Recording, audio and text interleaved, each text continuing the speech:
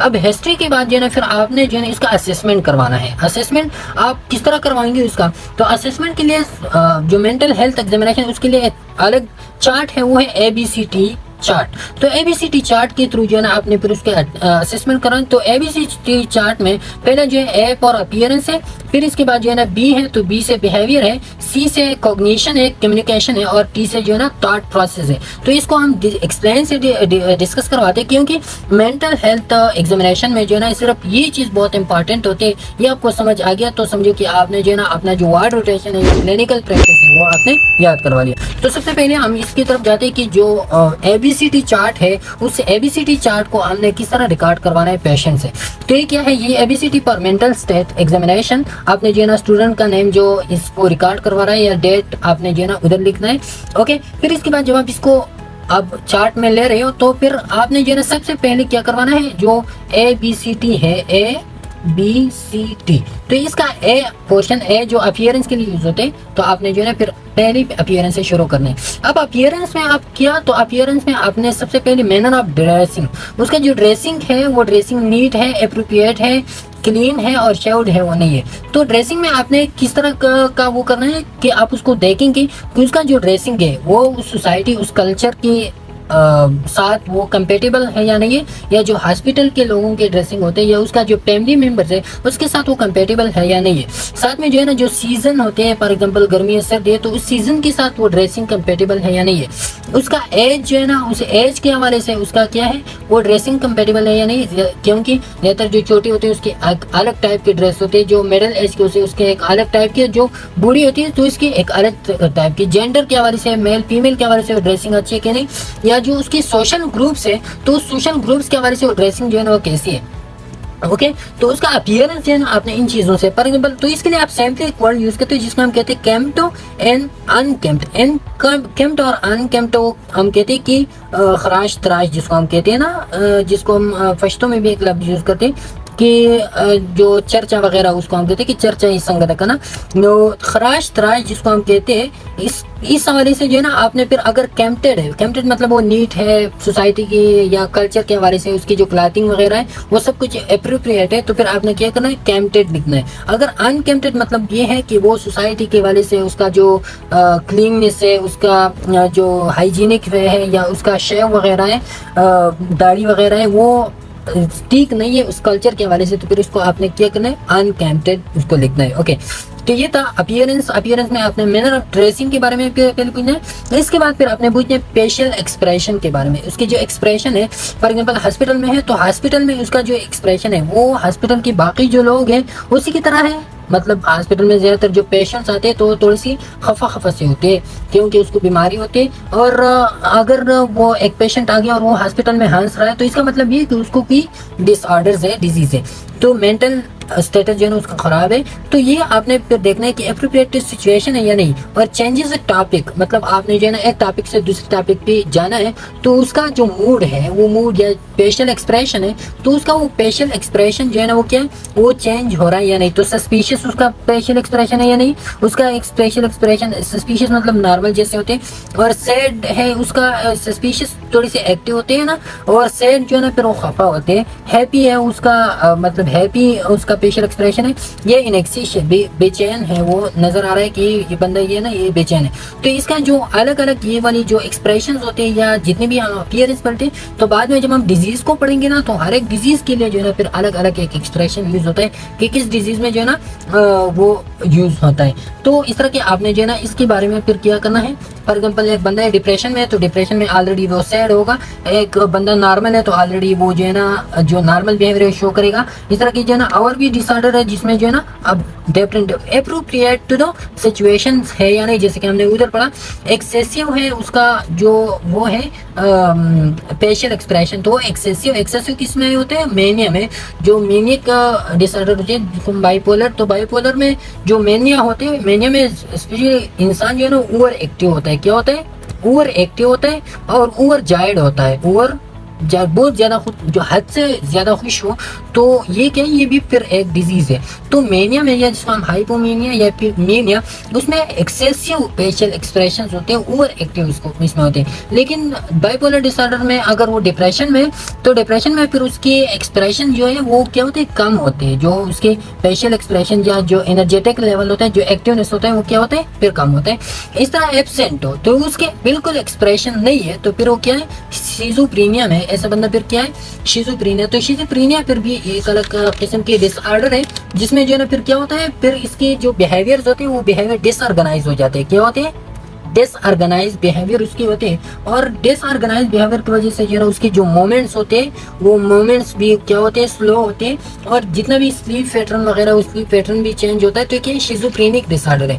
तो फिर शिज़ोफ्रेनिक डिसऑर्डर में उसका जो फेशियल एक्सप्रेशन होते हैं ना, वो मुकम्मल एब्सेंट होते हैं। आपको पता नहीं चलता कि अब ये बंदा जो है ना ये खुश है या ये खफा है, तो बिल्कुल जो है ना वो एब्सेंट फेशियल एक्सप्रेशन शो करवाते हैं। इसके साथ फिर आपने उसके जनरल हेल्थ के बारे में, तो जनरल हेल्थ ये कि आपने उसको देखना है कि वेल नरिश्ड है या माल नरिश्ड है। वेल नरिश्ड, माल नरिश्ड का मतलब ये कि ये बंदा जो है ना ये उसका हेल्थ कैसा है, उसका जो खाना पीना वगैरह है वो सब कुछ टाइम पे लेता है या नहीं, जो बैलेंस डाइट है वो लेता है या नहीं। तो ये जो है ना फिर आपने उसकी जनरल हेल्थ से जो है ना फिर उसका अंदाजा लगाना है। इसके बाद जो है ना फिर आप दूसरा जो बी आता है ABCD में, तो जो बी आता है, बी से फिर हम लेते हैं क्या, बिहेवियर। तो आपने फिर बिहेवियर के बारे में पूछना है। तो बिहेवियर में आपने फिर क्या कि ये बंदा जो है ना ये सोशल है नहीं, फ्रेंड्स वगैरह है, रिलेटिव के साथ अपने ताल्लुकात रखती है या नहीं, या साथ में जो है ना फ्रेंडली है, दोस्तों के साथ जो है ना बाहर चलता फिरता है, सोशल ग्रुप उसके है या नहीं, कोऑपरेटिव है या नहीं, दोस्तों के साथ कोऑपरेटिव करते हैं या नहीं, या इंटरफियरिंग है, बात जो है ना वो क्या होता है, बातों में जो है ना इंटरफियर, मुदाखलत करवाते हैं, या उसकी अपनी बात जो है ना कि इंटरफियर बात होती है, उसकी रब्ता होती है। तो इस तरह की यह हस्ताइल है। तो ये जो होता है ना मेनिया में, मेनिया जो डिसऑर्डर होते हैं, जैसे कि मैंने आपको ऊपर बताया, तो इसमें बंदा ओवर सोशल हो जाता है। एक होता है सोशल मतलब फ्रेंडली होता है, एक ओवर फ्रेंडली हो जाता है। तो ओवर फ्रेंडली फिर जो है ना ये भी बैठेंगे कि आपने जो है ना मामूली से बात आप उसको क्या करो कि वो आपसे जो है ना मुकम्मल तौर पर आपसे वो आज़ादी इख्तियार कर लेते हैं। तो फिर इसको जो है ना ओवर सोशल कहते हैं। तो ये भी बैठेंगे, इसको हम मेनिया कहते हैं। या जो होता है ना कि आपने जो है ना फिर इस बिहेवियर में आपने उसकी अवेकफुलनेस, वो कितना अवेकिंग है या नहीं है, अलर्ट है या नहीं है, रिस्पॉन्ड टू स्टिमुलाई को आपने जो है ना उसको कोई इशारा वगैरह किया तो कितनी जल्दी वो इसको रिप्लाई करवाते हैं। तो ये बिहेवियर में आपने चेक करवाना है। इंटरफियरिंग, तो जो हाइपोमेनिया होते हैं ना, जिसमें प्रेशर ऑफ स्पीच, जिसमें हम कहते हैं ना कि प्रेशर ऑफ स्पीच में अब क्या होते हैं कि इंसान के जो वो होते हैं ना टाकेटिव बहुत ज्यादा हो जाता है। क्या होता है, टाकेटिव इंसान बहुत ज्यादा हो जाता है। तो फिर टाकेटिवनेस की वजह से जो है ना फिर क्या होता है, इंटरफियरिंग, अपनी स्पीच में जो है ना वो क्या हो जाता है, इंटरफियरिंग हो जाते हैं। इस तरह के हस्ताइल, तो हस्ताइल जैसे कि पेरोनिया की पेशेंट्स होते हैं ना, पेरोनिया वो पेशेंट होते हैं जिसमें आपके खिलाफ या किसी के खिलाफ जो है ना फिर उसमें मिसट्रस्ट डेवलप होती है। मतलब ये कि फिर वो किसी पर एतमाद नहीं करता। तो जब आपके सामने वो बैठा हुआ होता है ना पेरोनिया का पेशेंट, आप उससे बातें करते हो और कोई बात उसमें मामूली सी बात हो, नागवार गुजरी, तो फिर वो आप पे डिस्ट्रस्ट या मिसट्रस्ट का इजहार करवाते हैं। आप पे जो है ना डायरेक्ट लोग क्या करवाते हैं, फिर अटैक करवाता है। तो ये कौन सा है, वो आप पे हॉस्टाइल बनता है। तो ये पेरोनिया के पेशेंट, तो इस तरह आपने चेक करवाना है कुछ ना किस हॉस्टिलिटी है उसमें। ओके, फिर आपने जो है ना फिर उसकी मोटर बिहेवियर के बारे में आपने जो है ना इसकी जानते हैं। तो मोटर बिहेवियर में गेट के बारे में आपने देखना है, गेट कैसा होना चाहिए, तो वो वॉलेंट्री है या नहीं, उसकी मसल एक्टिविटी वॉलेंट्री या नहीं, कोऑर्डिनेटेड उसके जो मोमेंट्स होते हैं, एक पाँव दूसरे पाँव, या एक हाथ दूसरे हाथ, या एक आई दूसरा आई, तो ये क्या ये कोऑर्डिनेटेड है एक दूसरे के साथ या नहीं है। उसकी जो एक्टिविटीज है, जो बातें होते हैं, जो उसके मोमेंट्स होते हैं, वो क्या है, वो स्मूथ है या नहीं है। साथ में जो है ना ब्रेस्ट मूवमेंट है उसकी, गेट में ब्रेस्ट आते हैं। तो ब्रेस्ट कैसे होती है कि एक्टिव एनर्जेटिक मूवमेंट्स होते हैं, या जो है ना मिजुब जैसा वो चल रहा होता है। तो ये फिर आपने क्या करवाना है, ये फिर आपने उसकी चेक करवाना है। अच्छा, इसके बाद जो है ना फिर आपने उसके बिहेवियर में चेक करवाना है उसकी गेट के बारे में। तो गेट के बारे में फिर आपने चेक करवाना है कि उसका जो गेट है वो गेट क्या स्लो है। स्लो का मतलब ये है कि वो जो है ना आहिस्ता आहिस्ता चल रहा होता है, या एक्टिव जो ब्रेस्ट के मोमेंट होता है वो करता है, या डांसिंग मोमेंट है। तो डांसिंग जो शिज़ोफ्रेनिया या मेनिया के पेशेंट होते हैं जो बहुत ज़्यादा एक्टिव हो जाते हैं, तो उसमें फिर ये होता है कि वो डांसिंग, या शिज़ोफ्रेनिया में मैंने आपको बताया कि डिसऑर्गेनाइज बिहेवियर हो जाती है, या मेनिया में बहुत ज़्यादा एक्टिव इंसान होता है, ओवर जायस होता है, तो फिर वो डांसिंग शुरू करवाते हैं, या शफलिंग मोमेंट उसमें शुरू होता है, जिसको हम शफलिंग डिसऑर्डर भी कहते हैं। शफलिंग डिसऑर्डर ऐसे होते हैं जिसके जो एसेसरी मोमेंट्स है, जो आम आर्म्स के मूवमेंट्स होते हैं या जो पाव के मूवमेंट्स होते हैं, तो फिर वो पाव के मूवमेंट्स हो क्या होते हैं, वो डिक्रीज होते हैं, जो हो जाते हैं, जो एक्सेसरी मसल या नर्व्स होते हैं उसकी वजह से। तो फिर ये शफलिंग मूवमेंट ये बेसिकली होता है पार्किंसन डिजीज में। पार्किंसन डिजीज क्या है, जो आपकी बेसल गैंग्लिया होते हैं ना, वो डैमेज होता है इस डिजीज में। डिटेल में फिर ये जितनी भी डिजीज हम पढ़ते हैं ना, तो ये आप जो है ना अपने माइंड में ना रखो कि हम इधर डिजीज पढ़ते हैं और हमें समझ नहीं आती। ये एक एक डिजीज जब मैं इधर एग्जांपल के बारे में एग्जांपल के तौर पे यूज करता हूँ, तो ये बाद में इसकी पूरी डिटेल आते हैं जो हमारी नेक्स्ट चैप्टर है उसमें। ओके, तो ये जो पार्किंसन डिजीज में बेसिकली ऐसा होता है ना कि जो बेसल गैंग्लिया होता है वो बेसल गैंग्लिया डैमेज हो जाता है, और इस डैमेज की वजह से फिर उसके इंसान के अनकंट्रोलेबल मूवमेंट शुरू हो जाते हैं। तो अनकंट्रोलेबल मूवमेंट में फिर उसका बेसिकली जो एक्सेसरी मूवमेंट्स होते हैं ना, वो एक्सेसरी मूवमेंट्स क्या होते हैं, इसमें ज्यादातर वो डिक्रीज हो जाते हैं।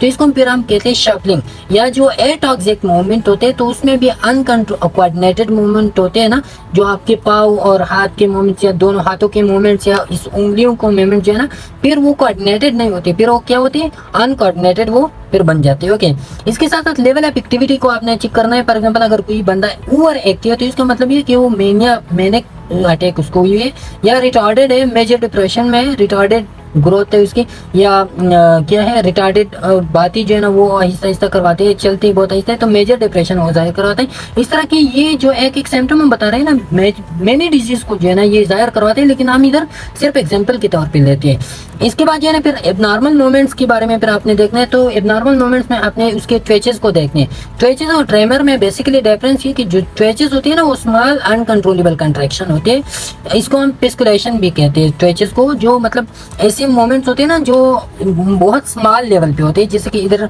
स्किन में थोड़ी थोड़ी सी वो बन जाती है ना, वो अनकंट्रोलेबल मोमेंट्स आ जाते हैं। लेकिन जो ट्रेमर्स और ये ट्वेचेस जो है ना, ये मोस्टली अनऑब्जर्वेबल होते हैं। क्या होते हैं, अनऑब्जर्वेबल, क्योंकि बहुत लो लेवल पे होते हैं।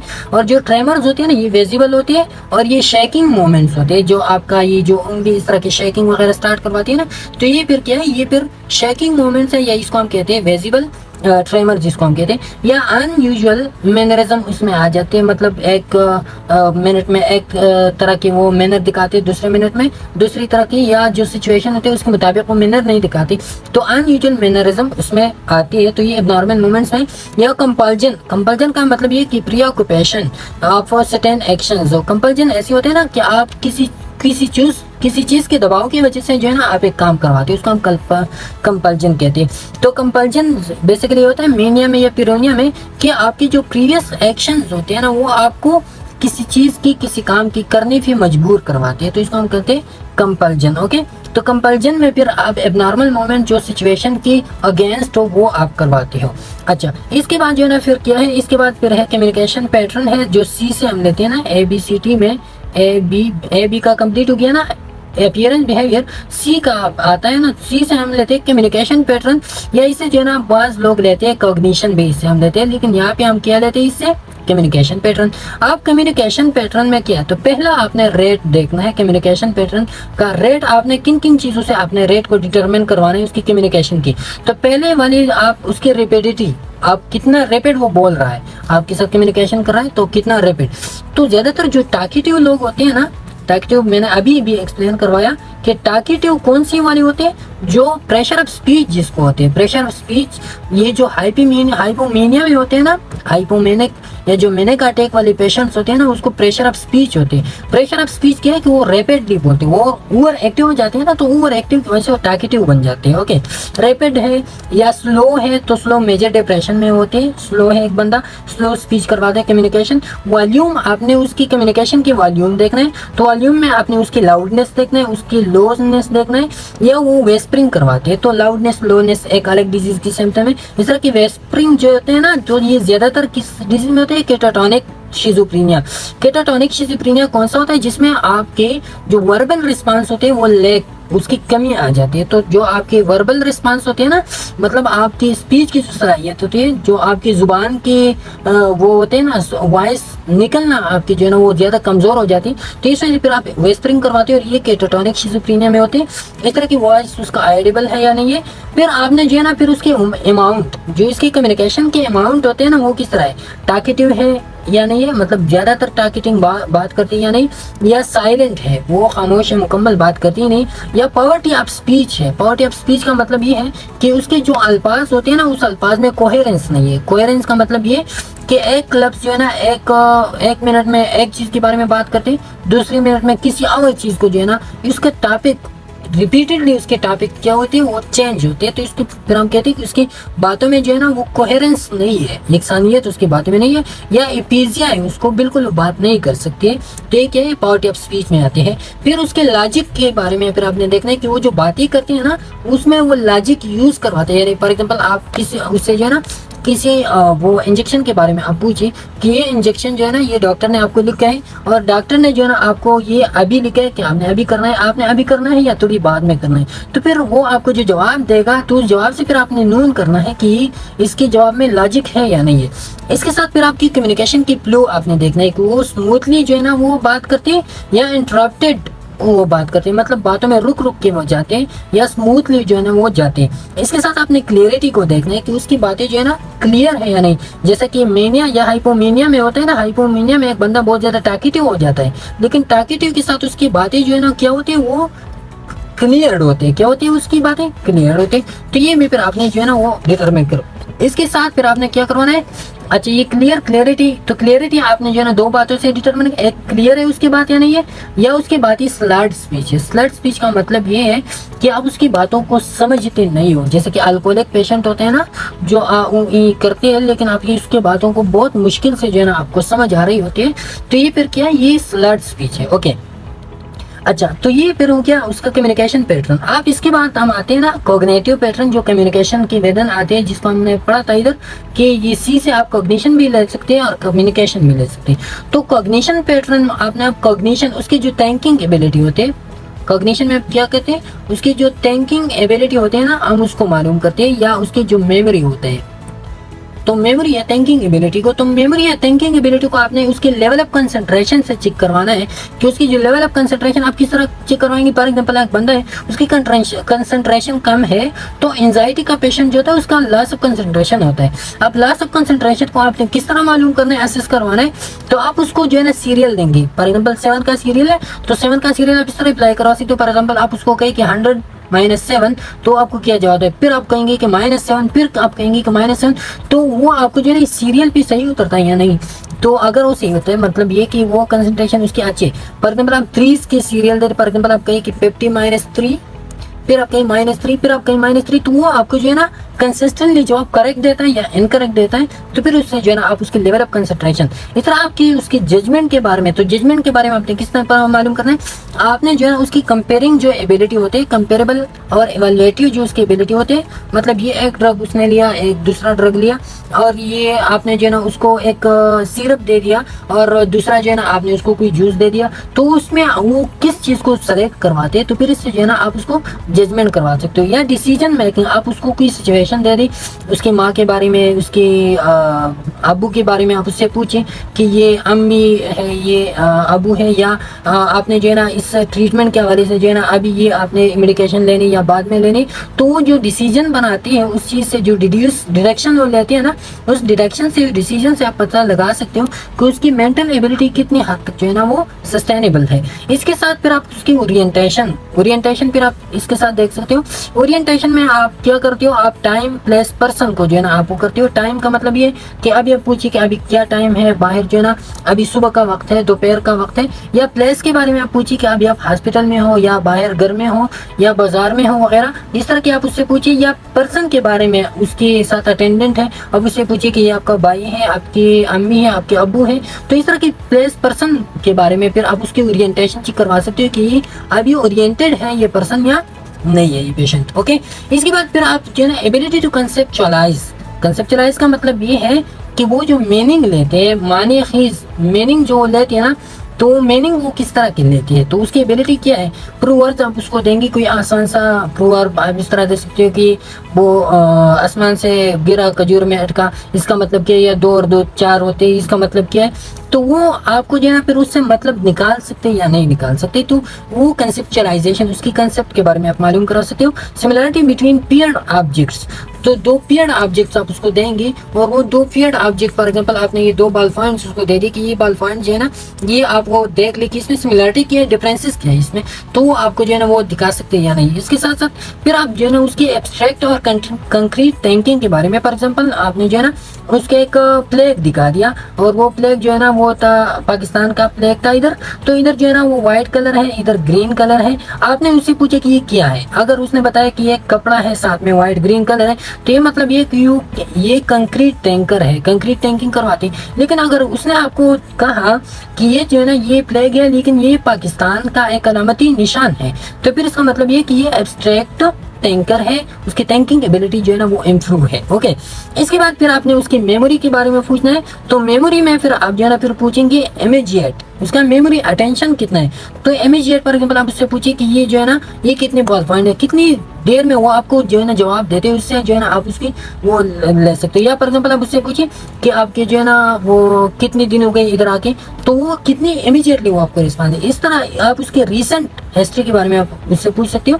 रिसेंट हिस्ट्री का मतलब ये कि जो शॉर्ट एक्टिंग हिस्ट्री होती है, फॉर एग्जांपल आप कब हॉस्पिटल आई हो, आपके साथ ये अम्मी अब्बू कब से है, अभी हॉस्पिटल में आपकी कितने दिन हुई है, सुबह का खाना आपने खा लिया या नहीं है, तो इस तरह की आप रिसेंट एक्टिविटीज के बारे में उससे पूछ सकते हो। या रिमोट जो पार एक्टिविटीज होती है, फॉर एग्जांपल आप उससे उसके बर्थडे के बारे में पूछिए, उसके बच्चे के विरादत के बारे में आप उससे पूछिए, या उसकी शादी के बारे में आप उससे पूछिए, या इस तरह की और लॉन्ग एक्टिंग जिसमें ईयर डिकेड लगी हुई हो, तो उसके बारे में जब आप उससे पूछिए तो वो आपको क्या जवाब देता है। तो इससे आप उसकी short acting long acting memory से जो है ना वो करवा सकते हो।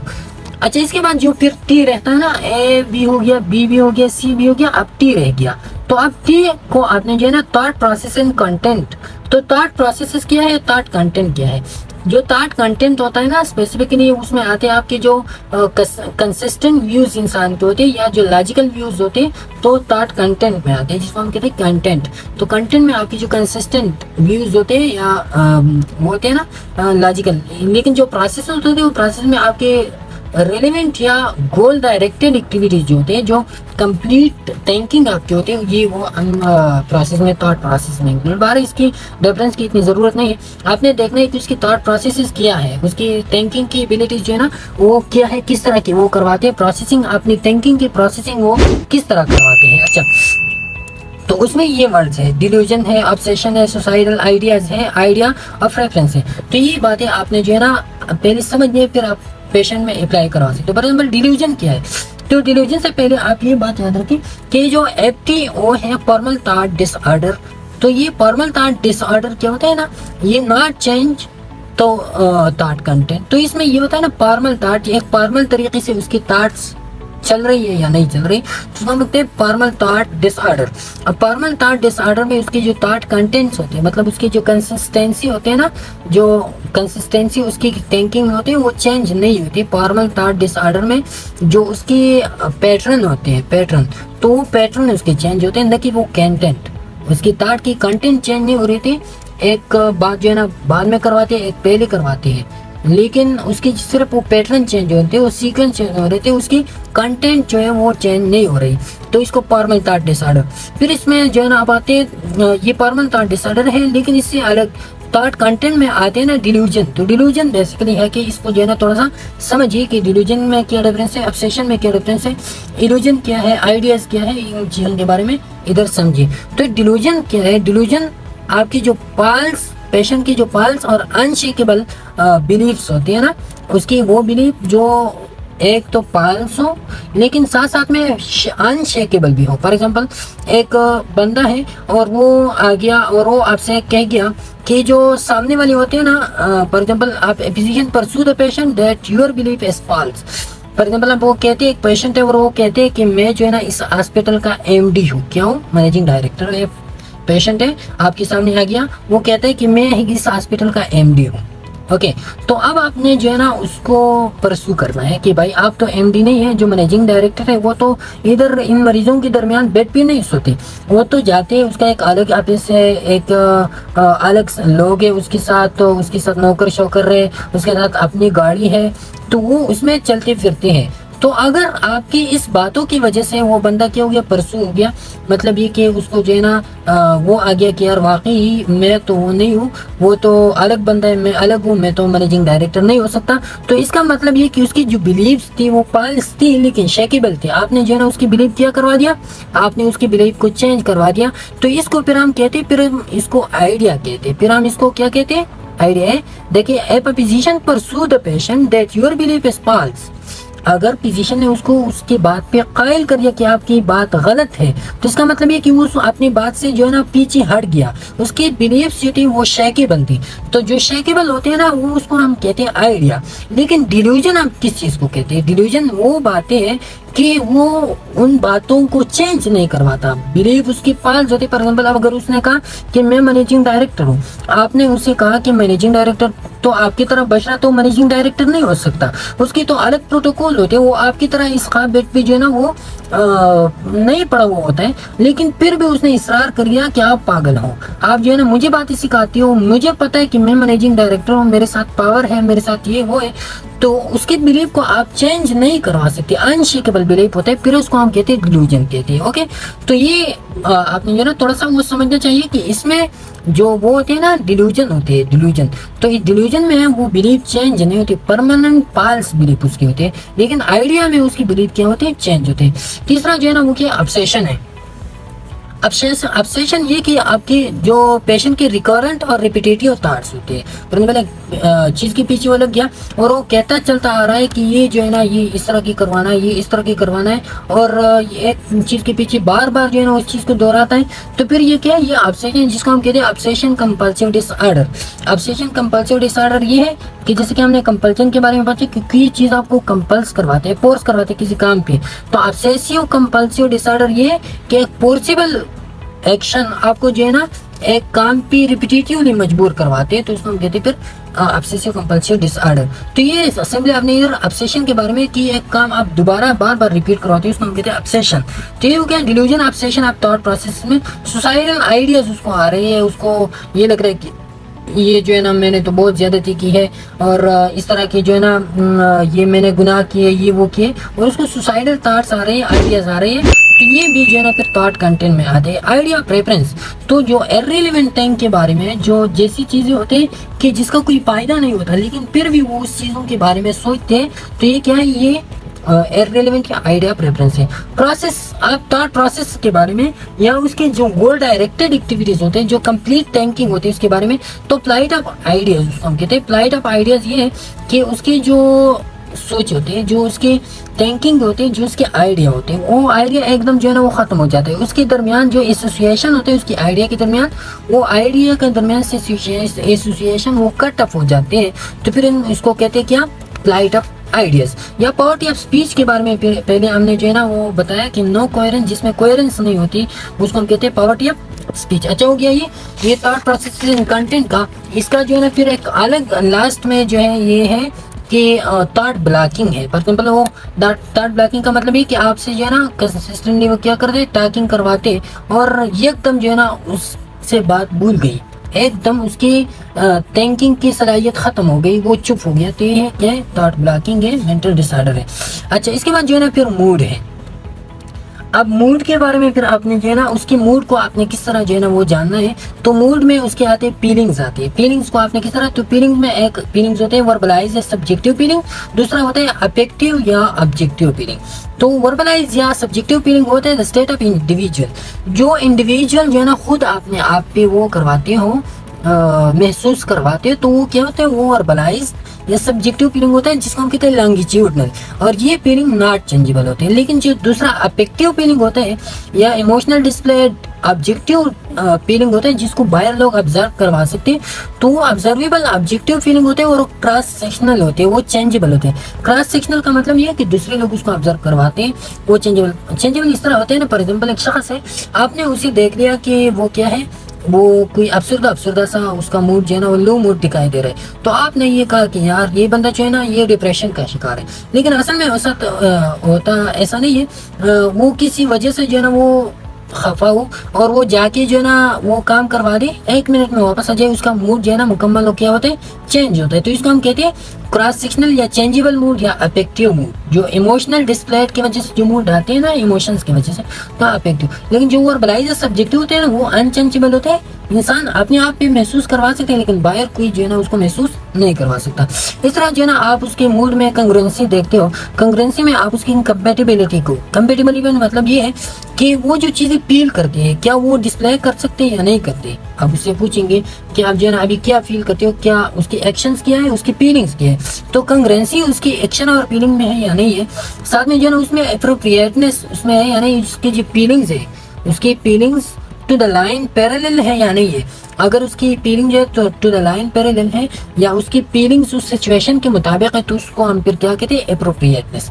इसी के बाद जो है ना फिर आपने सेंसरी प्रोसेस के बारे में, सेंसरी प्रोसेस मतलब ये कि जो पाइप्स ऑर्गन्स है जो है ना, पाइप सेंस ऑर्गन से जो वो सेंस करवाते, तो उसके बारे में फिर आपने जो है ना उससे पूछना है। अच्छा, तो सेंसरी प्रोसेसेस में आपने जो है ना उससे पूछना है हेलुसिनेशन के बारे में। अब हेलुसिनेशन क्या है, तो ये उसका जो डिल्यूजन हमने कहा, ऑब्सेशन हमने कहा, आइडियाज, ये उससे जो है ना अलग कंसेप्ट है जो हेलुसिनेशन है या इल्यूजन है। अब हेलुसिनेशन क्या है, पल्स परसेप्शन, ये क्या है, pulse perception without external stimuli. तो ये हेलुसिनेशन, ये थोड़ी सी कंसेप्ट होती है जो आपने जो है ना ये लाजमी इसको समझना है। तो pulse perception without external stimuli मतलब ये कि बगैर एक्सटर्नल स्टिमुलाई कि आप किसी चीज के बारे में पल्स परसीव करवाए। फॉर एग्जांपल ये इधर बॉल पॉइंट है, फॉर एग्जांपल इधर बॉल पॉइंट है ही नहीं, और मैंने जो है ना इधर देखा कि यार इधर तो ये सुर्ख सा चीज नजर आ रहा है, मुझे लग रहा है कि ये क्या है, ये बॉल पॉइंट है।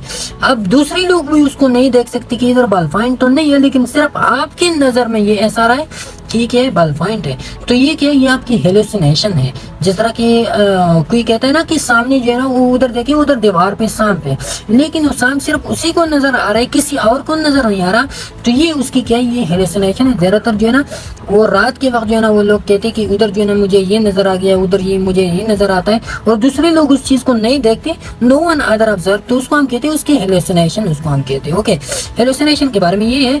लेकिन अब हेलुसिनेशन की टाइप्स है। ऑडिटरी हेलुसिनेशन, ऑडिटरी हेलुसिनेशन ये है कि आप वॉइस के बारे में, आपको कोई आवाज़ सुनाई दे रहे हो लेकिन किसी और को आवाज़ें नहीं सुनाई दे रहा, तो आप बहुत सी लोग ये कहते हैं कि उधर जो है ना आप जाइए, उधर इस तरह की ऊंची ऊंची आवाज़ें उधर निकाली जाती है, तो ये किसी और को नहीं सुनाई देता लेकिन सिर्फ उसी को, तो मतलब ये कि ये बंदा हेलुसिनेटेड हो गया है, हेलुसिनेशन का बीमार है।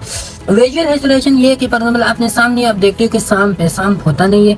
इस तरह की टेक्टाइल हेलुसिनेशन, आपकी टच, टेक्टाइल हम किसी कहते हैं टचिंग, ये जो टेंगलिंग सेंसेशन आपको इधर होते हैं, फील होते हैं, आपको इधर वो स्कैन रेश आपको फील हो रहा है, लेकिन वो असल में होता नहीं, जिसकी वजह से जो है ना इंसान आपके आप को रेश करके खराब करवाते हैं, लेकिन स्कैन पे कुछ रेशन वगैरह नहीं होती, सिर्फ इसकी हेलुसिनेशन होती है। अच्छा, तो इसके बाद फिर गेस्टेटरी हेलुसिनेशन। तो गेस्टेटरी हेलुसिनेशन ऐसा है कि उसको टेस्ट में कड़वाहट उसको महसूस हो रहा है या बहुत ज्यादा मीठा उसको महसूस हो रहा है, और असल में होता कुछ भी नहीं है, लेकिन उसकी सिर्फ खाम ख्याली होती है, तो उसको कहते हैं गेस्टेटरी हेलुसिनेशन।